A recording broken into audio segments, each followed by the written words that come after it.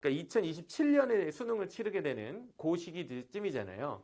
그럼 그 아이들이 고등학교 다닐 때쯤이면 지방에 학교 30개 남는다고 생각해 보시면 될 것 같아요. 그러니까 이게 물론 너무 극단적인 얘기긴 합니다만, 지금 이제 글로컬 대학이라는 프로젝트가 지금 진행돼요. 그 프로듀스 101이라고 뭐 픽미원 막 이거 기억하시죠? 뭐냐면 아이돌 되고 싶은 친구들 막 컨테스트 해가지고 마지막에 한 10명 뽑고 막 한때 유행이었잖아요. 지금 대학 서바이벌이 벌어지고 있습니다. 그러니까 막 프로듀스 101인 거예요. 그 주인공들은 바로 지방대들입니다. 선발이 되면 정말 글로벌한 스타가 되게 만들어 주겠다. 막 이런 거예요. 누가? 교육부가 얘기를 한 거예요.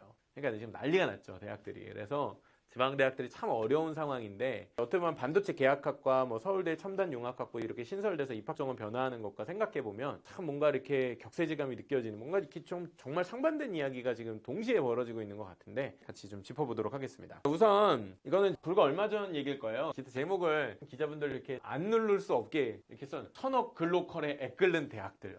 뭐 애끓는데요. 그래서 국공립대 절반 주나 질문에 2조 NCND.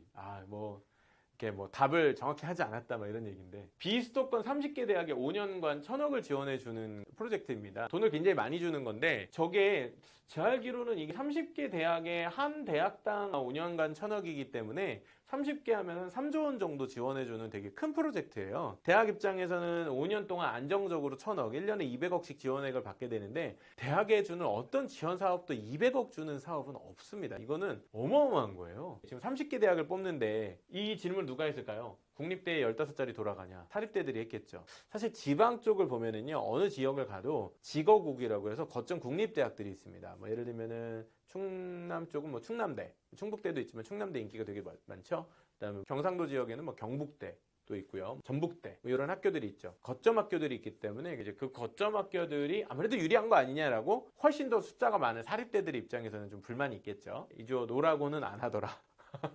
하지만 코드 인사는 아니다, 이렇게 했는데, 이제 경쟁이 너무 과열되는 거 아니냐 이런 얘기가 있는데, 사실 문제를 해결하는 방법이 여러 가지가 있는데 모두가 동의할 수 있는 방법이면 참 좋겠죠. 근데 이유는 뭐겠어요? 그냥 말 그대로 어쩔 수가 없었겠죠. 아이들이 절반으로 주는데 어떻게 해요? 라고 하는 얘기일 겁니다. 따라서 정말 이제 사생을 결단해야 되는 상황이어서 이런 어쩔 수 없는 변화에 직면해 있고, 이게 이제 유일하게 살아남는 기회일 거다라고 보고 있는 상황이어서 지방 대학들도 여기에 이제 목매고 있는 것 같습니다. 글로컬 대학, 제가 100이라고 했는데 100은 사실은 원어원 같은 느낌 만들려고 써드린 거였고, 실제로는 30개 대학을 뽑으니까요. 4년간 비수도권 대학을 30개를 선정을 하는데, 예비 지정, 본 지정 이렇게 있고, 대학들이 교육부에 우리는 이렇게 혁신을 하겠습니다, 경쟁력을 높이겠습니다 하고 제안을 하면 글로컬 대학위원회라는 데서 예비 지정을 해준대요. 이게 나온다는 얘기인 것 같아요.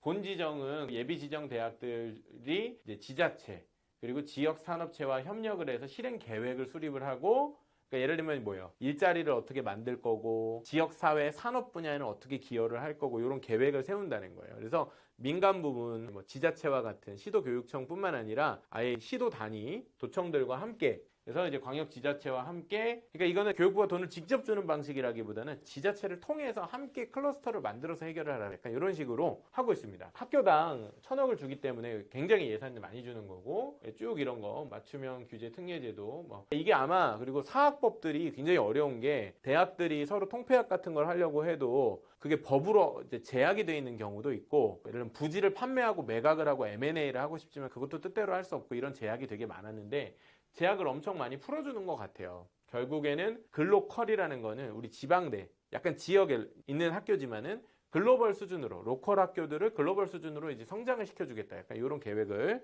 좀 얘기를 하고 있는데, 기사 내용을 보면은 국립대 통합이라는 이슈 있죠.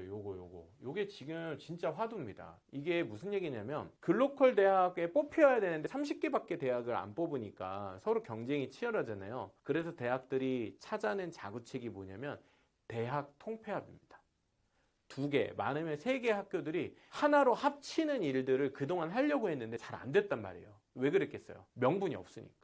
대학에 있는 교수님들도 반대하고, 왜요? 그러면 학과도 통폐합될 수 있고 모든 게 불확실하잖아요. 그러니까 다들 원하지 않았는데, 이런 이슈가 확 주어져 버리니까, 야, 우리 학교만으로는 경쟁력이 부족해, 이 대학이랑 우리 같이 간다고 얘기하자, 이래가지고 진짜 급물살 타고 있습니다. 충분히 그동안 많이 준비했다기보다는 지금 빨리 여기에 뽑혀야 되니까 어떻게든 지금 합치자 이래가지고 지역마다 지금 그런 얘기가 다 나오고 있어요. 충남대도 보면은 충남대 한밭대 병합 얘기는 예전부터 많이 나왔는데 막 반대가 엄청 많았는데 지금 막 이거 우리 해야 된다 막 이러고 안동대, 금호공대, 경북도립대 여기는 세 개 대학이 막 경북 지역에서 막 합친다.